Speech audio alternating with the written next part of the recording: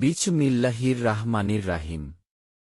জালিকা বিয়ান্নাহুম শাউকুল্লাহা ওয়া রাসূলাহ ওয়া মা ইউশাউকিকিল্লাহা ওয়া রাসলাহ ফাইন্নাল্লাহা শাদীদুল ইকাব। জালিকুম ফাজকুহু ওয়া আন্না লিল কাফিরিনা আযাবান্নার।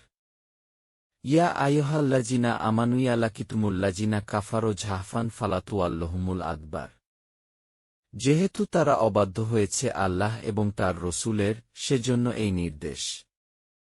বস্তুত যে লোক আল্লাহ ও রসূলের অবাধ্য হয়, নিঃসন্দেহে আল্লাহর শাস্তি অত্যন্ত কঠোর। আপাতত বর্তমান এ শাস্তি তোমরা আস্বাদন করে নাও এবং জেনে রাখো যে কাফেরদের জন্য রয়েছে দচখের আজব। হে ঈমানদারগণ, তোমরা যখন কাফেরদের সাথে মুখোমুখি হবে, তখন পশ্চাদপসরণ করবে না। This because they contended against Allah and His Messenger. If any contend against Allah and His Messenger, Allah is strict in punishment. Thus, will it be said, taste ye then of the punishment, for those who resist Allah, is the penalty of the fire. O ye who believe!